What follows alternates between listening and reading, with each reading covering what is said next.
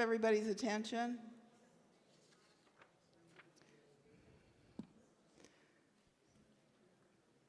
I'd like to introduce our next speaker, Hal Bookbinder, who is a genealogist, and I thank you for your patience. He came from pretty far, way out in Thousand Oaks, and got here early, and so he's been kind of waiting around, and now I look forward to introducing him. Hal is a retired information systems director and university instructor. He has been actively researching his genealogy for more than 3 decades, identifying over 4,000 relatives and tracing 2 lines in the mid-1700s in modern Ukraine. He is a past president of the Jewish Genealogy Society of Los Angeles and the International Association of Jewish Genealogical Societies. Hal publishes a series of monthly articles on safe computing, which are frequently available at a particular website, which I can share with you afterwards. He and his wife, Marcy, were raised in the Catskills of New York State and the famed Borscht Belt. After attending New York University and a 4-year stint in the U.S. Air Force, they have lived in the Los Angeles area. In 2018, he made a journey to Ukraine, visiting various areas of the former Vilna and Podolia, in which his family lived for hundreds of years. He has also spent time experiencing Kiev during its Independence Day celebration and even visited Chernobyl. So, Hal, we welcome you to share your expertise in this area. Thank you.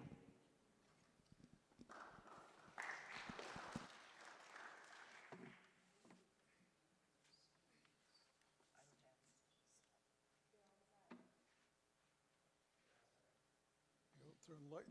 Let's see. Yeah, traveling around Ukraine was quite interesting. That's not my family. We'll try. Okay, is this better? Okay. Yeah, all parts of my family seem to have come from various parts of what is now Ukraine, from western Ukraine and eastern Ukraine, all over. And so in 2018, I made a journey there and traveled around Ukraine, seeing various locations where my family had lived. Of course, I had no relatives left there. The ones that didn't leave didn't survive.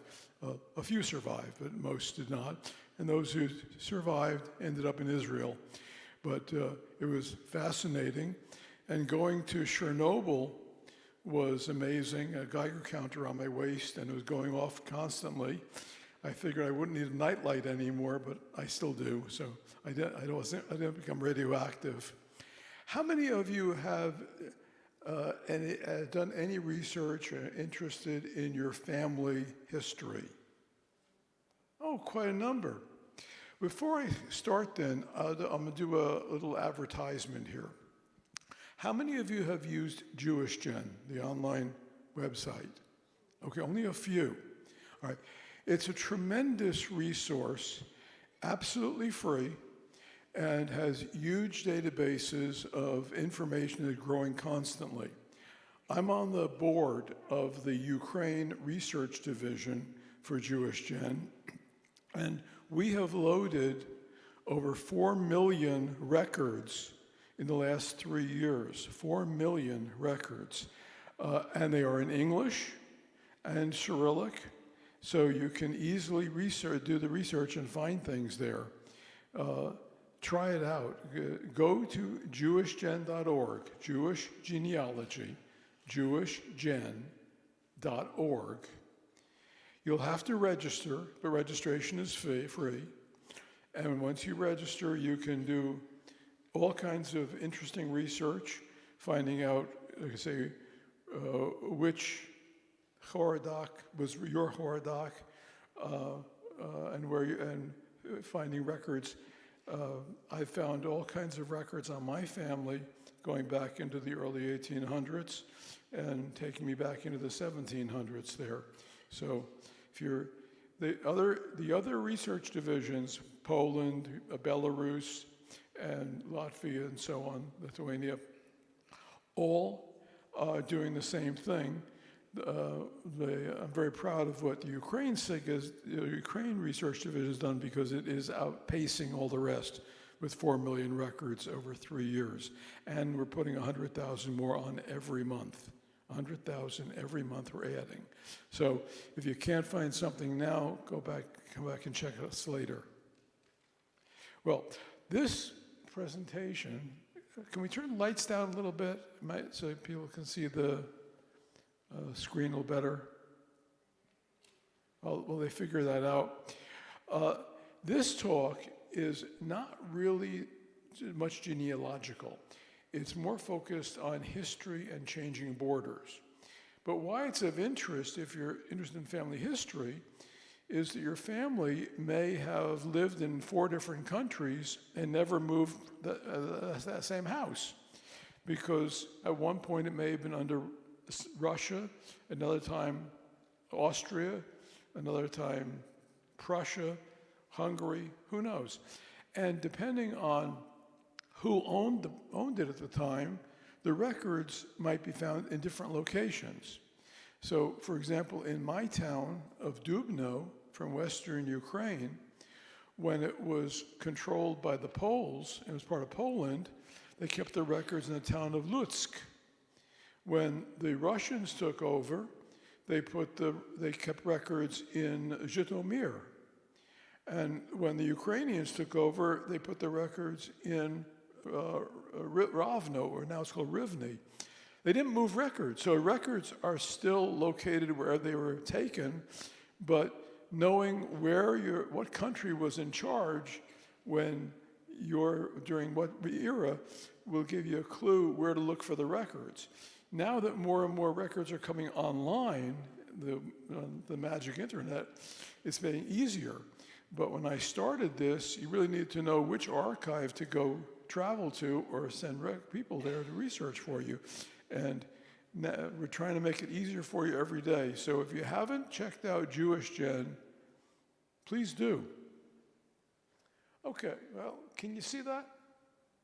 Okay, we'll try it. Anyway, I'm going to talk to you about what's called the changing borders of Eastern Europe. And the focus is on how did the borders change, just kind of perspective for it. And I'm going to give you a very quick history going back 1,000 years. 1,000 years ago, there weren't the borders that we have now. The borders are quite different, and they've changed quite a bit over the years. So let's take a look. And that's why we should be interested in it. For example, when Poland in the early 1800s took over, in the early 1800s, Poland was a Francophile country. It was controlled by Napoleon. And the records were kept in French. Not in, whether in Polish, they were in the French style. So understanding who's in charge and who's making the rules can help you understand things. Okay, so the colors are difficult to read, see. But what you'll notice here, this is a picture of northwestern Ukraine. That's Kiev, the way they spell it. And there's my town of Dubno. And it's in the province, which is called of Rivne, which used to be called Ravno. The Ukrainians changed the names to their own pronunciation. So Ravno became Rivne. And Lviv, can tell me what Lviv used to be called? Lvov. And what was it before Lvov? Come on, the German version for it. Lemberg, exactly, Lemberg. But they also had another name for it. It was Leopold. So it was Leopold, then Lemberg, then Lvov, and then Lviv. And it's all the same place. It's all the same place.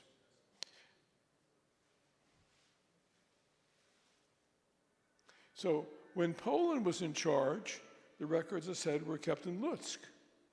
When Russia came in charge, they kept the records in Zhytomyr. And when Ukraine was in charge, it was in Rivne.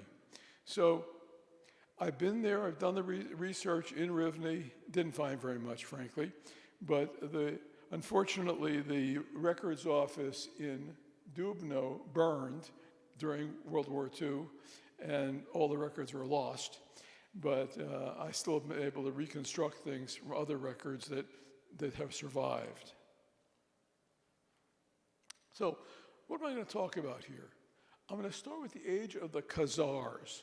How many of you have heard of Khazars? Okay, about 4 or 5. The Khazars were a Turkic tribe that where the leaders actually adopted Judaism. There is records confirming this.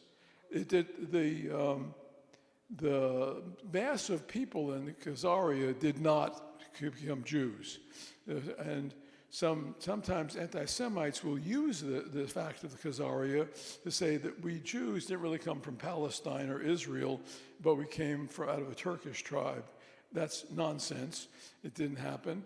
One of the ways we can clearly demonstrate that is what's our international language? Yiddish, right? And if you look at Yiddish, you'll find that it's mostly German, but there's French in there, there's Italian, there's English, but there is no Turkic in there. And if our history came out of the Turkish tribes, surely our language would include Turkish words, and it doesn't. So, but it's an interesting story. And then we're going to talk about the Slavic principalities. Now, you've heard of Volhynia and Podolia and so on. Well, how did they come about? The growth of Lithuania. We think of Lithuania as a tiny country in northeastern Europe, right? Would you realize that one time it was 100 times the size it is now and reached all the way to the Mediterranean? Whoa. How could that have happened? We'll talk about that. We'll talk about the rise of the Polish-Lithuanian state, where they came together to become a very powerful union. And then we'll talk about the growth of Muscovy in the east from a tiny little village to an empire. The decline and dismemberment of Poland. Now, you all probably know that Poland disappeared from the maps in the late 1700s and didn't come back until World War I, when Prussia, Austria, and Russia just ate it up. We'll talk about that a little bit, because that changed our history. If your family was in the part that was under Russia, a totally different history than the part that was under Austria. We will talk about the Paleo-Jewish settlement, and going forward, we probably won't get very much into this century because you know it already, but we'll see how time goes. Well, how did I get interested in this? Well, that's my bookbinder ancestry going back to Itzko Bookbinder, who lived in the 1700s. And that was my 5th great-grandfather. My 2nd great-grandfather, Samuel Bookbinder, let's try that again. Samuel Bookbinder, and I changed the spelling here because this is where we came to America. And so in Europe, it was pronounced Buchbinder, the German version of Bookbinder. There was a bookbinder in Shanghai. He was a very Dr. Bookbinder. Okay. I'm not aware of being a relative to the bookbinder in Shanghai, and I'm not a relative of the bookbinders of Philadelphia, but I'm still looking for other bookbinder relatives. Obviously, it's a profession, and in fact, in looking at the records from the 1850s, from my ancestors there, who showed up in the records there of Avram Itzo Bookbinder and Berko Bookbinder, it showed that their profession was paraplegic, and paraplegic is bookbinder in Russian. So the name Buchbinder wouldn't have meant anything to a Russian ear, because that's German, right? And they were speaking Russian. But the word was paraplegic, and so to make it clear what the profession was, they wrote paraplegic in there, in Cyrillic, which I read, and Buchbinder below. But it's pronounced Buchbinder, even though it was not written. It was written in Cyrillic characters, but it was pronounced Bookbinder. And then in America, we changed it to the Americanized version of Bookbinder. And so my great-grandfather Samuel came here and moved to the Catskills of New York State in 1917. And that's where I was primarily brought up, as my father was. Anyway, my great-grandfather Samuel married Malka Wagner. And I actually knew Malka. I knew her. She died when I was 3 years old. But I remember seeing her as a 3-year-old. She was bedridden at the time. And so I have a little connection there. Anyway, Malka was known as the best candy maker in Dubno. She also raised geese. And she had to do these things because one thing about the bookbinders was that they were very academically inclined, very studious, and very poor. And so the women were liberated pretty early and had to earn money to keep food on the table. And Malka did this in Dubno. And the story goes that on the day of the month when the sales would go on and they selling things at the fair, she would drive her geese to Austria to sell them because she got much better prices for them in Austria than she could in Russia. But, in looking at a map, that didn't make any sense. Austria is way over here. Russia is way over there. How in the world did she get her geese over to Austria? And you know the answer already. The borders weren't where they are now. And Austria and Russia were right next door to each other. And we'll show that. So if you look at today, the way the borders look, there's Dubno in Ukraine. That's the area that's being occupied by Russia at the moment. And there's Austria, but you got Slovakia in between, Hungary, all that, right? But at the time she was raising her geese, this is what the borders looked like. And Dubno was pretty close to the border, and right across the border was the town of Brody. Anybody heard of Brody? Doesn't it come up? Okay. Sometimes our ancestors talked about the town of Brody, a small town, but it came up a lot because it was where the trains ended.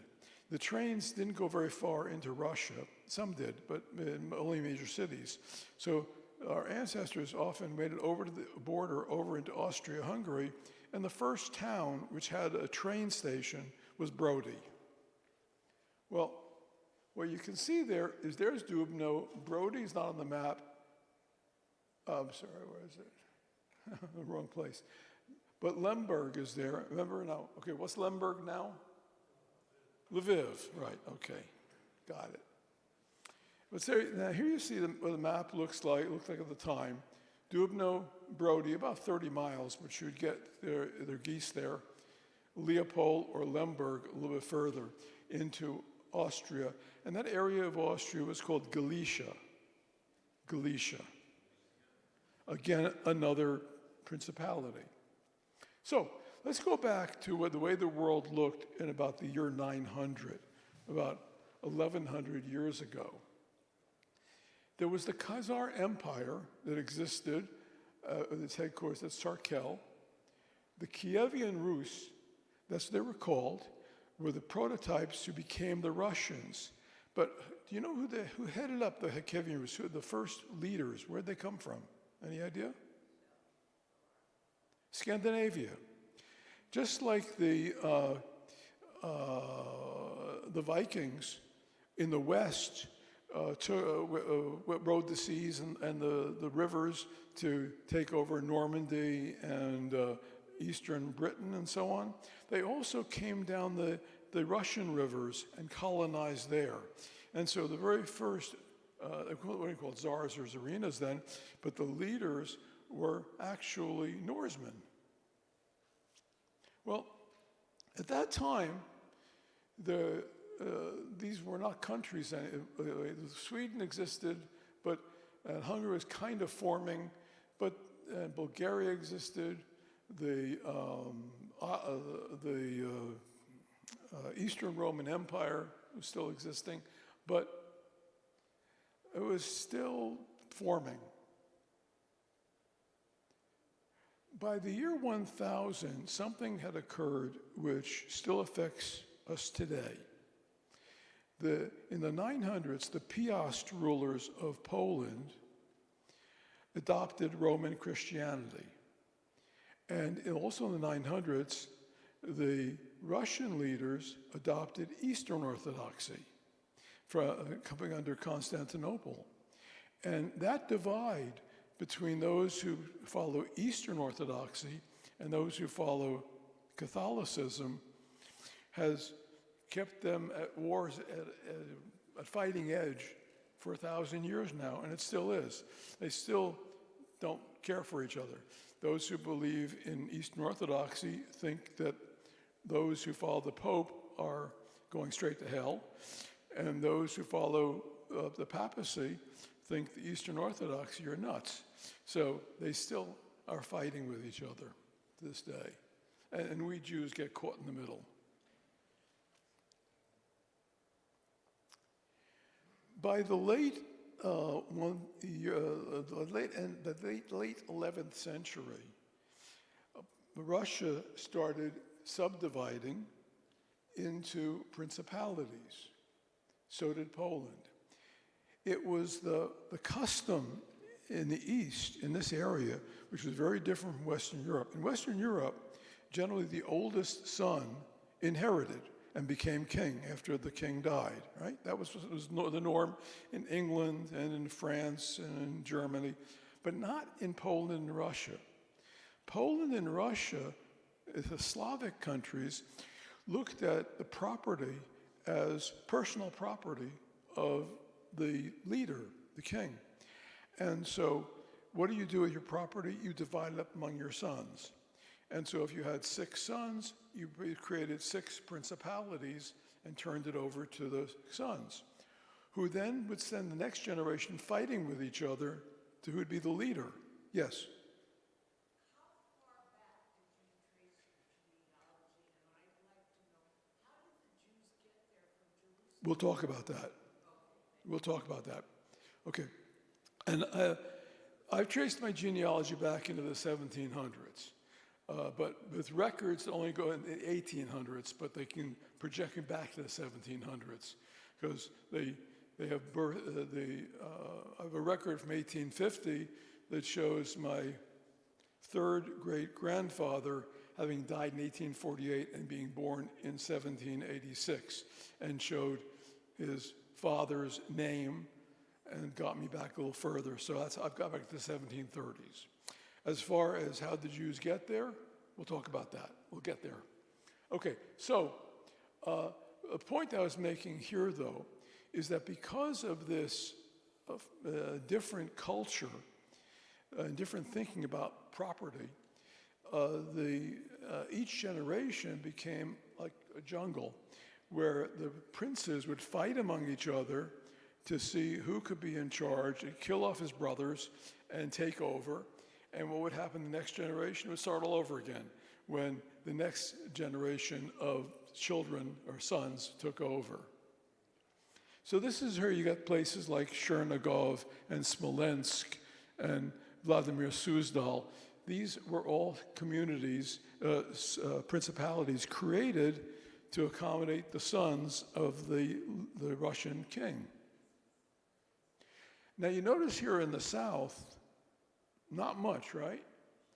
And that's because during this time frame, you kept up having Huns and other eastern tribes coming out of Mongolia, who were coming out and destroying everything in their path and killing rich everybody. And so the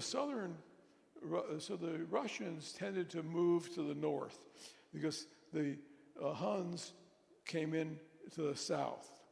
Here's the Byzantine Empire and Hungary. Keeps on going. I don't think there's much more here to talk about. Okay. If you could put your phones on vibrate or silent, I'd be appreciated. Okay. and hopefully I won't get a call and embarrass myself. All right, so you've heard, how many of you heard of Volhynia? Volhynia? Okay. Volhynia was an area of Western Russia, and it was one of these princedoms that was created. Galich was another one, Kiev another one, and Polotsk and so on, Chernigov, Smolensk. You may have heard of these locales. Your families probably lived there. I mean, you go back to the 1880s, and 90% of our ancestors were living in that area. 10% were elsewhere, but the vast majority were in Eastern Europe, and specifically in the area controlled by Russia called the Pale of Jewish Settlement. In the 1200s, it got even worse. The Golden Horde was attacking, and they destroyed Kiev. Kiev got destroyed several times. The Russians aren't the first to do it. So what they're doing now is just repeating history, I think. But Kiev has gone through a lot. But again, you see it growing in the north, and way up here is a little community called Moscow. Moscow was started in the 1200s as a tiny settlement in this area, and it became its own little kingdom or princedom called Pereslavl. Okay, but it would grow and absorb the other kingdoms. You see the Byzantine Empire by the 1200s is shrinking. It would disappear and then come back later. It would be destroyed by the Ottomans.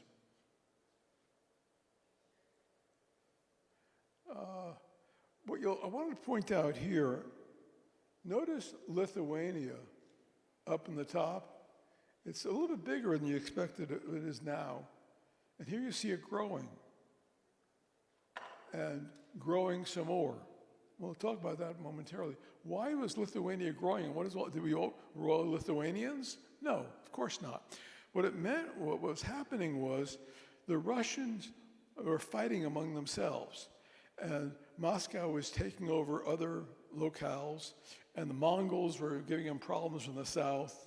And so Lithuania could take advantage of that, and it grew to the south, kept taking more and more property. Now, the people there didn't become Lithuanians. There were still Cossacks and Jews, well, not many Jews, and Ukrainians, but the Lithuanian lords would take over the property, and they would control it. So it became part of Lithuania, which became very, very large.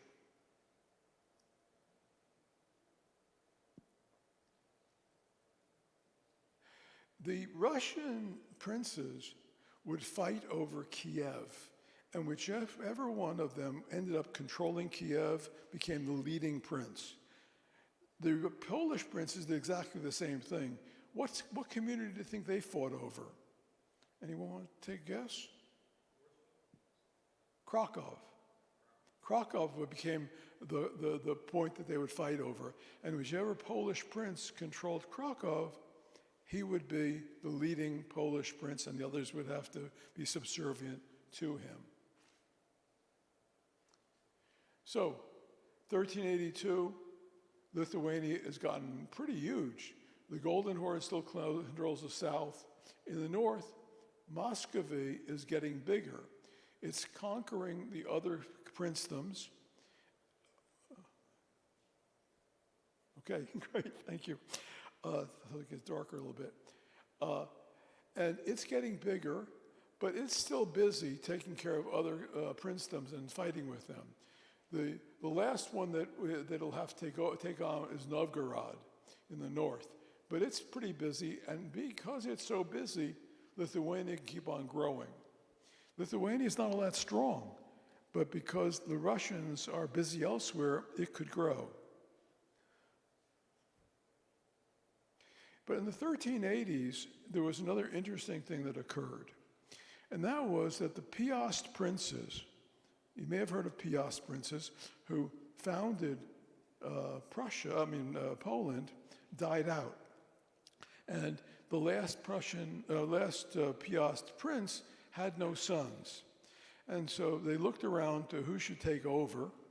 And the king of Hungary had a Piast mother, and so he became the next king of Poland. As far as we know, he never ever was in Poland in his entire life, but he became the king of Poland. And he had two daughters. This is important. He had two daughters that he married off very well. One, he married off to the Holy Roman Emperor. The other daughter, he made the Queen of Poland, to succeed him. But there was no word for a ruling queen. It didn't exist. So she was known as Rex, which meant king. So she was the king of Poland. The first non-Piast king of Poland was a woman. 1380s, in the 1380s. And the reason that is important is that she married the Grand Duke of Lithuania. They then formed a union where Lithuania was one country and Poland was another, but they backed each other up. And so this made them pretty strong to withstand Prussia and the Ottomans in the south and the Russians in the east. Okay? So that marriage was pretty important to Russian history. And trying to remember, I missed something here.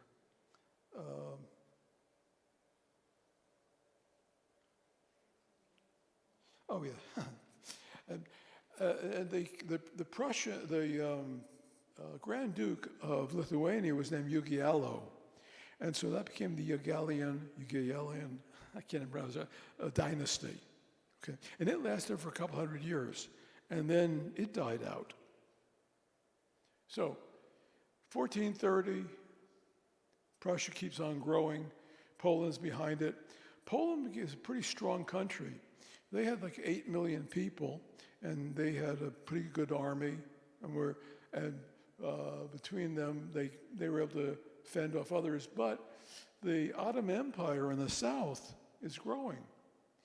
And you know, the Ottoman Empire grew into the Balkans, and that's why even today, Albania is primarily Muslim, because it was the Ottomans had taken over the whole area, including Bulgaria and what's now Albania and so on.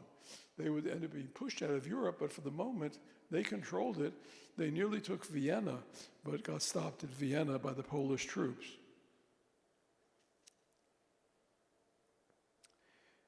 It's hard to see this because the colors aren't coming through very well, but by 1466, Lithuania had grown all the way to the Black Sea. Okay, and so it had, it was quite a different Lithuania than we think of today.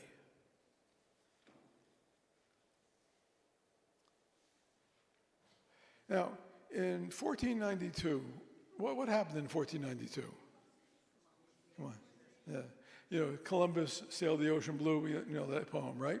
Okay, well, you also probably know that the very month that he left for the West to discover the way to China, whatever, Jews were forced out of the Iberian Peninsula. They had to convert. That summer, August of 1492, when he left, was also the time the Jews either needed to convert or leave. And so many of our ancestors, our Sephardic ancestors, then scattered around the Mediterranean. I started the story with my great-grandmother, Molly Wagner, and her sister-in-law, Bluma Cooperglass, always claimed to have been Sephardic, and is believed, and they and her family had been pushed out of the Iberian Peninsula in the 1490s, settled, first in Italy, and then moved on to Greece and on into the Russian Empire to the east. So some of our, if your ancestors, if your family says, we're really Sephardim, but you come from Kiev, how is that possible? It's possible because you may have started out being pushed out of what's now Spain back in the 1490s, ended up in Cairo or Palestine or wherever? Okay. Okay. Yeah, and yeah, it could be in India. Yeah, go in India. Or even in various other parts of Africa, where you may intermarry with local tribes.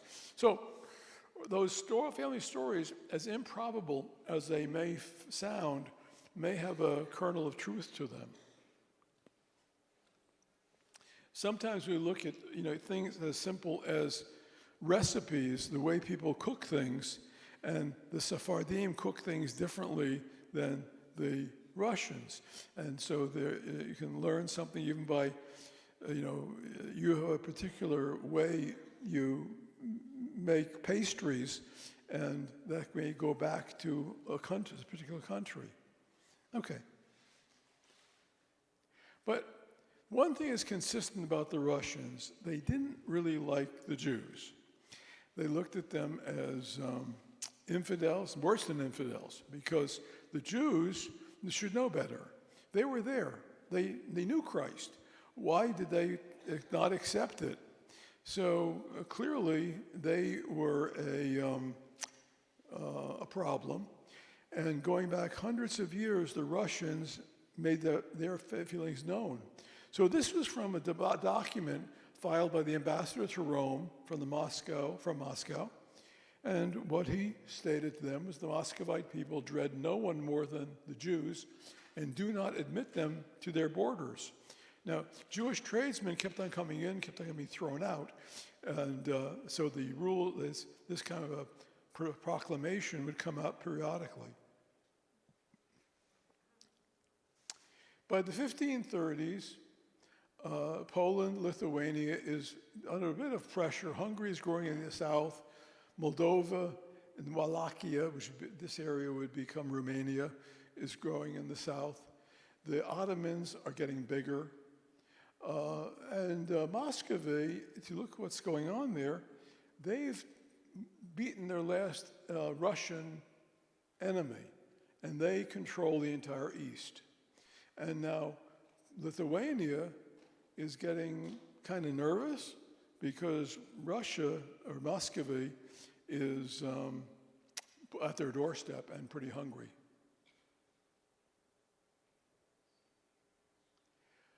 Well, the Polish king, Sigismund Augustus, wrote to Tsar Ivan IV. What else was Ivan IV known as?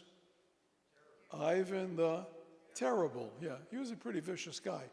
Well, there were lots of Jews in the Polish-Lithuanian Commonwealth at the time, and many of them worked in commerce, and they wanted to go into Russia to trade, not to live, but to trade. And so the charter that they had was between the two nations, basically a contract, was that tradesmen could come in, trade, and go back, but the Russians were not allowing Jews to come in. And so the king wrote to his peer over in Russia, and he said he demanded the admission of Lithuanian Jews into Russia for business purposes, based on the treaties that they had. And this is what Tsar Ivan IV wrote back to him. It is not convenient to allow Jews to come with their goods to Russia, since many evils result from them. For they import poisonous herbs into our realm and lead astray the Russians from Christianity. Therefore he, the Polish king, should no more write about these Jews. Okay?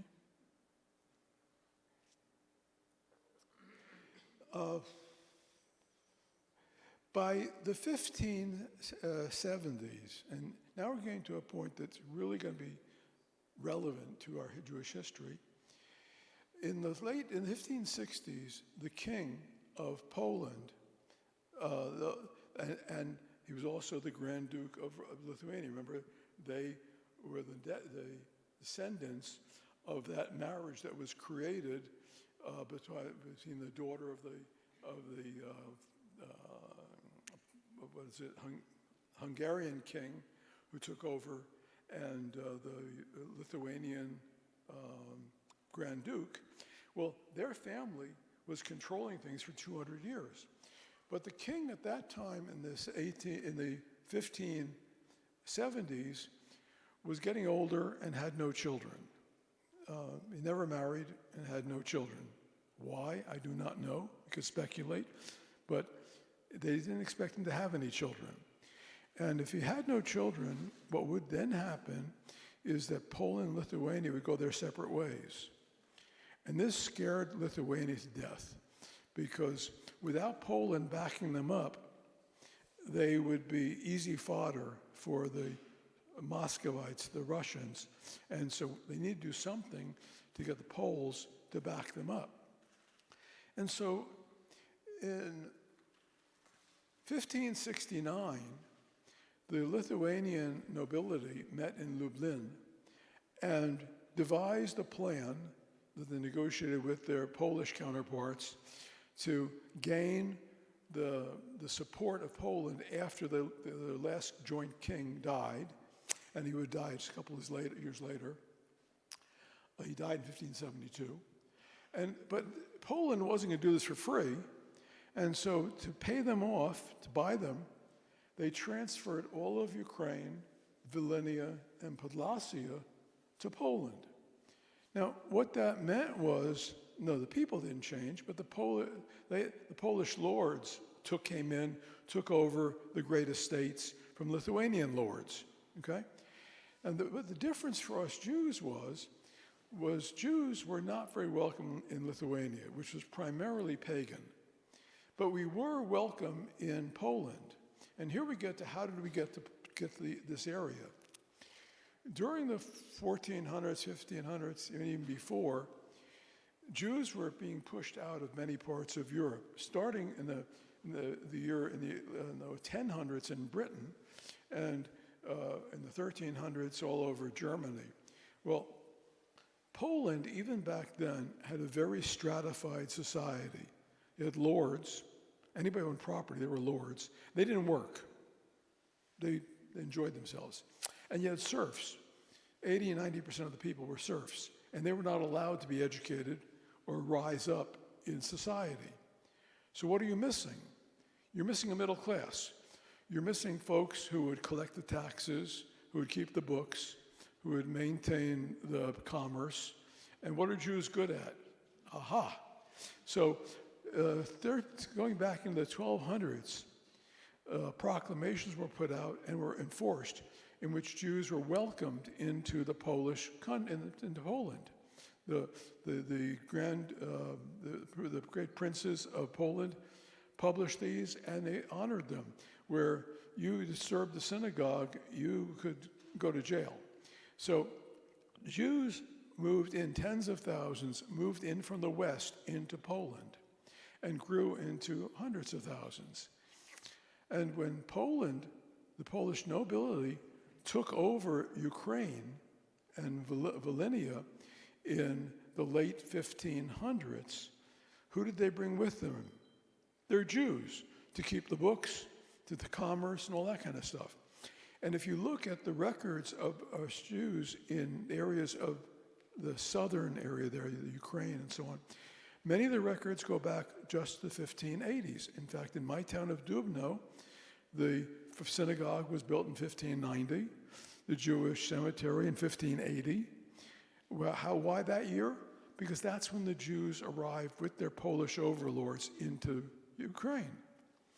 Now, it wasn't a very happy situation, though, because they were standing in front of the lords, collecting taxes from the local Ukrainians.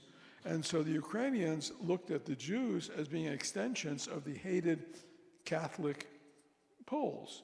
And that would become a problem over the years. So, in any event, this is a very important time because in the 1580s, after the Treaty of Lublin was 1569, it came into being in 1572 when that king died. And thereafter, Poles, along with their Jews, started moving in and taking over the great estates of Ukraine.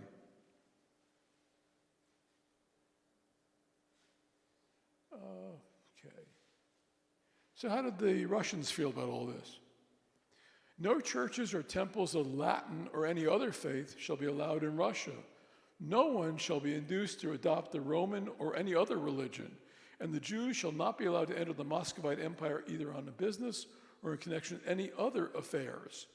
Now, they kept on issuing these kind of statements, which meant there was a problem, right? Because Jews kept on getting in, and they kept on being thrown back out. Well, with Poland and Lithuania now pretty strong, they actually were able to push back Russia. You know Smolensk up there? Before this, Smolensk was within Russia.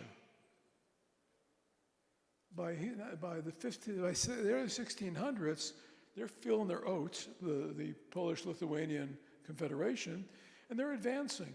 And they took, in the west, Poznan, and the east, Smolensk. They're growing. They think they've got the world, but it's not going to last. And part of the problem why it's not going to last is that the Russians, the Austrians, and the Prussians had very strong leadership with kings or emperors who had total control. They controlled the army. That's not the way it worked in Poland. In Poland, it was elected. Believe it or not, the nobility elected the king. Well, if you're being elected and they control the troops and you've got to kind of trade with them and convince them, come and fight with me, you're not quite as strong. Along with that, Poland had no natural borders.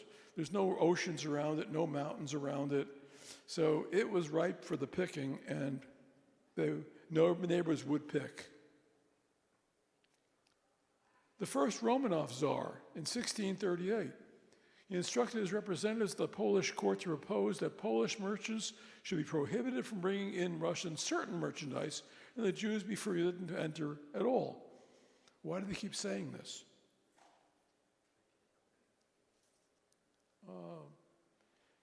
The 1640s were a particularly bad time for our ancestors, in the Ukraine at least. There was a guy named Bogdan Khmelnytsky. Anybody hear of Bogdan Khmelnytsky? Nobody? Well, he was the Hitler of 1648. He led an uprising of the Cossacks, or the Ukrainians, against their Polish overlords, because he was going to get rid of them and get Ukraine run by Ukrainians. Well, along with the Polish overlords, who did they really see as the representation of the Polish overlords? The Jews who collected taxes, the Jews who ran the stores, the Jews who were keeping everything running. And so over the course of a year or two, 100,000 Jews were killed. It was mass murder all across Ukraine, okay? That was possibly a third or more of the Jews were murdered. So it was the Holocaust of the 1600s. We don't remember it now, but it was pretty bad. But some Jews survived. 1648 and 49, yeah, right. By 1652, the Polish king was able to grab control and take back the property, allow Jews who had survived but had been forced to adopt Christianity that they could revert to the Jewish faith. Because again, Poland was quite supportive of its Jews, but they weren't very welcomed by the Ukrainians. You notice here by the later 1680s, Poland, Lithuania is starting to shrink, right? Well, the Ottomans in the south are pretty strong. They've taken over lots of areas, Moldavia, Wallachia, and Transylvania, which would become Poland, which would become Romania. Up here in Greece, they controlled all this whole area. And indeed, they tried to take Vienna, but they were fought back. But it's getting more difficult.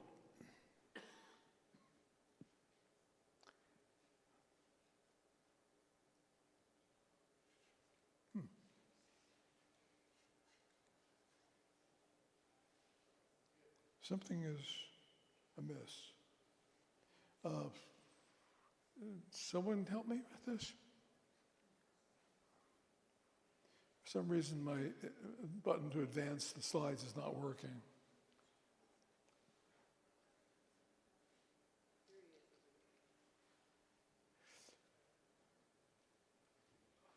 It's powered up, but it's not working. I can turn turn it off and on, but I can't move it forward. Okay, now it's working. Thank you. All right. You've heard of a fellow called Peter the Great, right?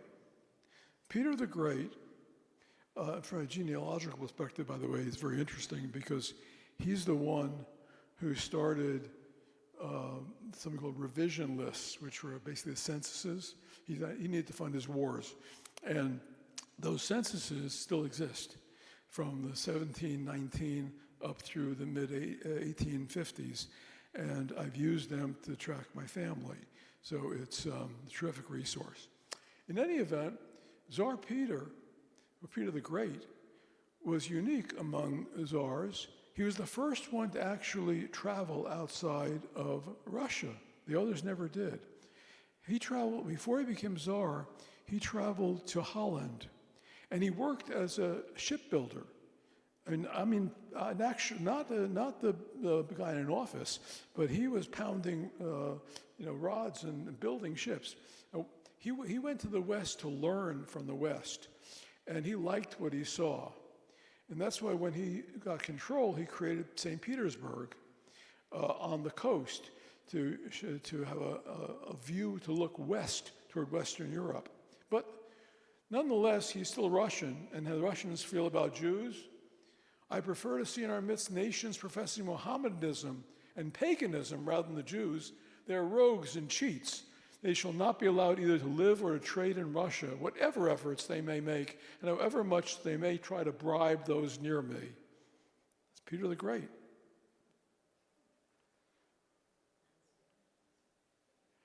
I'm not sure. Okay, the point of this slide here, by 1699, the King of Sweden was trying to impose his will on Eastern Europe.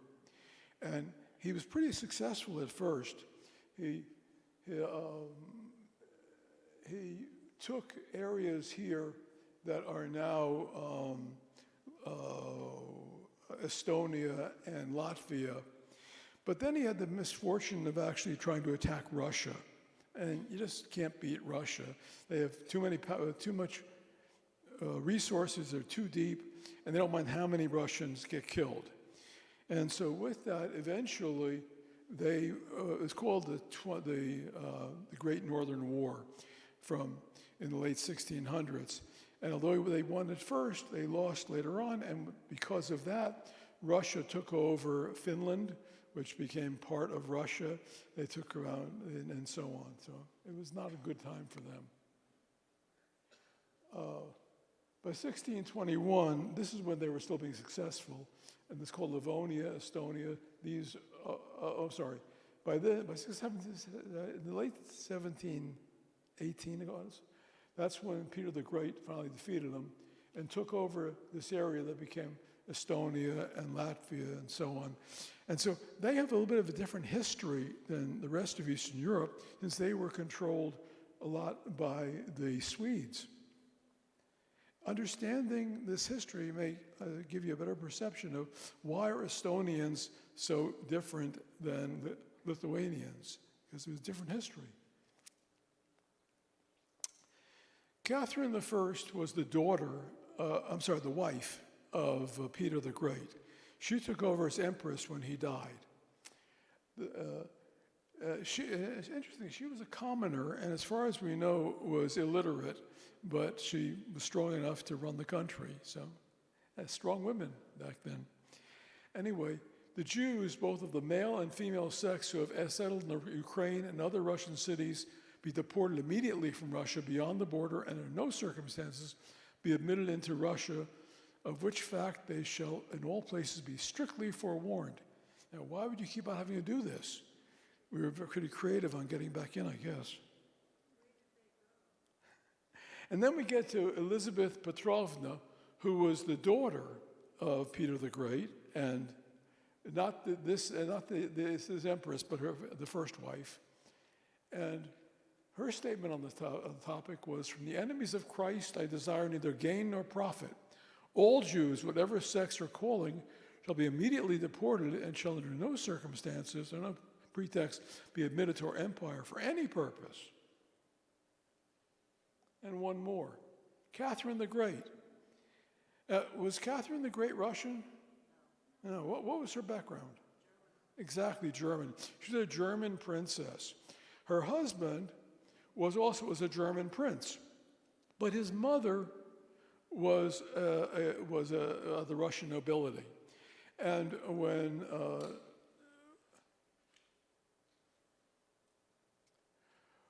Elizabeth Petrovna was, when Elizabeth Petrovna was coming to the end of her reign, and she had no children, she was never married, she looked around for who in the next generation could take over, and she grabbed this Prussian prince or German prince who had a connection, and his wife, and pulled them back to Russia and taught them Russian. And unfortunately, he never, 5 minutes? Okay, we'll go fast. Anyway, he never gave up his being German. She became more Russian than any Russian, and she killed him off in 6 months and took over. The partitions of Poland, the first partition, Russia, Prussia, and Austria-Hungary grabbed parts. The east was grabbed by Russia, the south by Austria-Hungary, and the west by Prussia. They grabbed more 20 years later, and 2 years later they took the rest.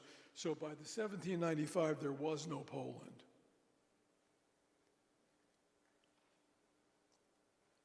I'm sorry, again, it's not advancing. Okay.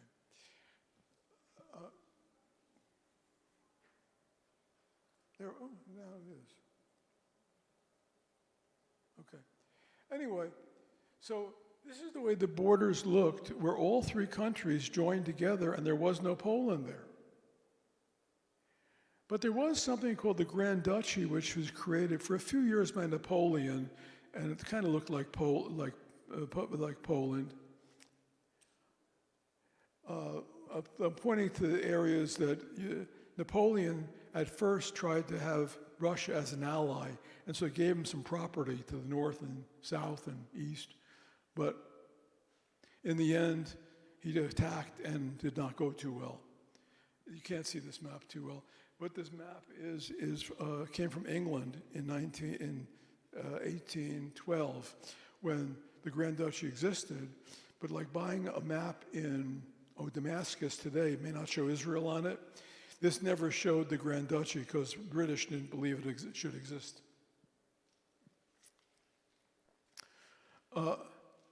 When Napoleon was defeated in Waterloo and Poland was recreated by the Congress of Vienna, you may have heard the term Congress Poland? That comes from Congress of Vienna. Well, when they tried to recreate it, by then Russia had already occupied the place. So they did recreate it, the Kingdom of Poland, but they made the Russian Tsar the king. And eventually it got absorbed into the Russian Empire. And that all became the area called the Pale of Jewish Settlement. And most of our ancestors were living there in the 1880s.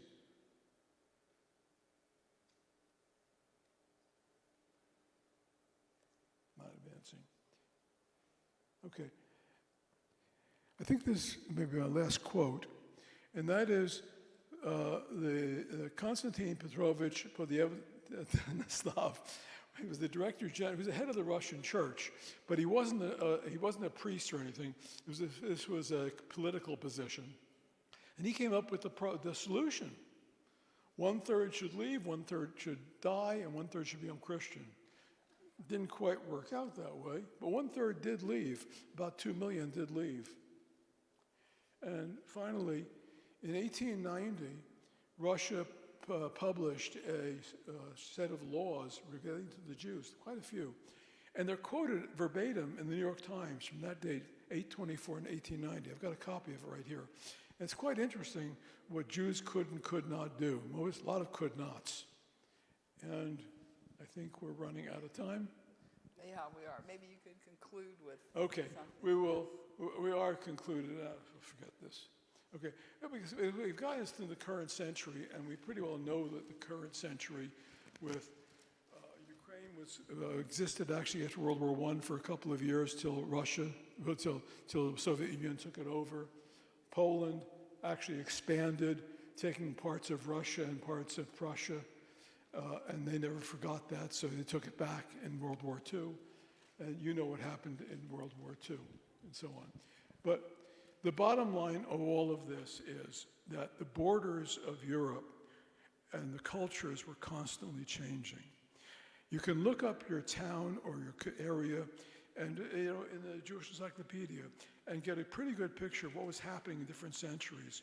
If you're interested in trying to find records, it may help you find them. If not, it'll give you a better appreciation of what our ancestors lived through and why our ancestors spoke so many languages. My grandfather spoke 6 or 7 languages, and he never went to school, but he spoke 6 or 7 languages, and that you had to survive. So learning our history is